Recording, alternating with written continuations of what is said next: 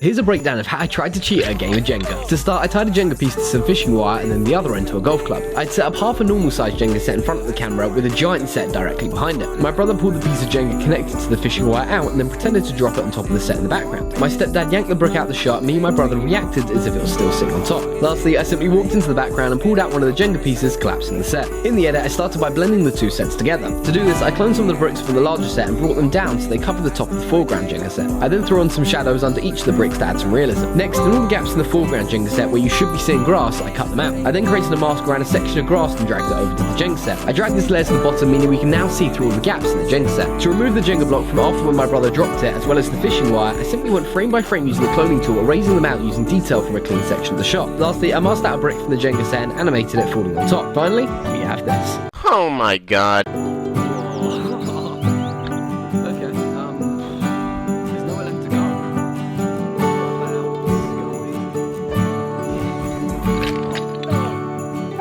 Here's a breakdown of how I turn a piece of bubble gum into a balloon. First, I filmed a shot where I blew a bubble in front of the camera and threw it in the air. Next, keeping 2 meters apart, I wrote to my next door neighbors to simply catch a big red balloon in the background. Lastly, as always, I shot a clean play. In the end, I started by going frame by frame, cutting myself out the shot, placing it on top of the other video so it looks like we're in the frame together. And next, I needed to match the colour of the bubble gum to the balloon. To do this, again, I went frame by frame, cutting it out, giving me the ability to adjust its colour without affecting the rest of the shot. I lined up the 2 clips to the moment my gun was in line with the balloon, just as they're about to catch it. I scaled it up to match the size of the balloon, making the transition seamless. Lastly, I created a mask around the balloon that flies across the screen to reveal the clean plate beneath it. Finally, we have this. Oh my god. Now, if you blow a piece of bubblegum just right, watch what happens.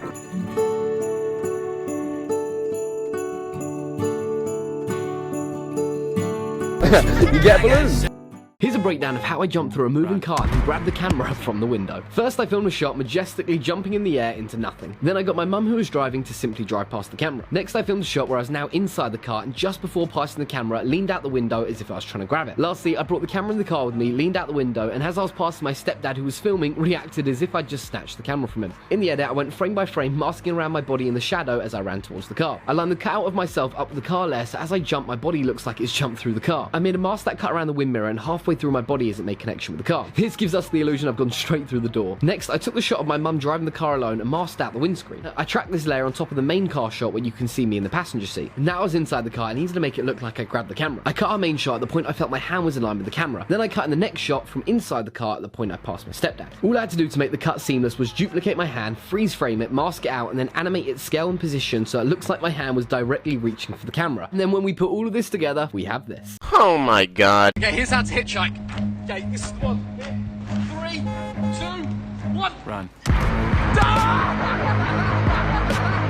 Here's a breakdown of how I stole the London Eye. While shooting, I reached forward as if I was about to grab something in front of me and then froze. At that moment, I had my stepdad hold out a miniature London Eye in line with the real one, and then I finished the motion through. Lastly, I shot a clean plate. In the edit, I started by making a cut just before I froze, then another after I grabbed the miniature eye. Then I deleted everything in the middle. To remove my stepdad's hand, I went frame by frame masking it out, revealing the clean plate beneath it. Now, to remove the real London Eye, I opened up the clean plate in Photoshop. Using the cloning tool, I took clean sections from the image and painted over the eye. I saved this image and brought it back into my editor. I placed this image in the edit from the moment after I grabbed the souvenir. Lastly, to make it sit in the background, I cut out the parts of my body that were overlapping it and then brought them to the top. Finally, we have this.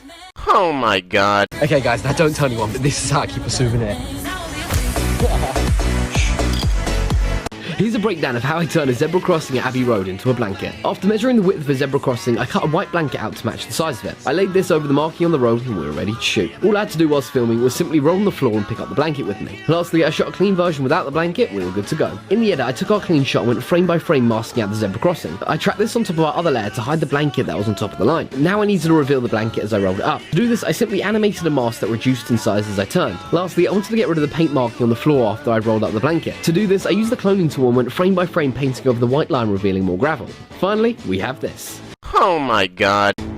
This is Abbey Road. Something most people don't know about Abbey Road is if you lie down on one of the zebra crossings and you roll, it turns into a blanket.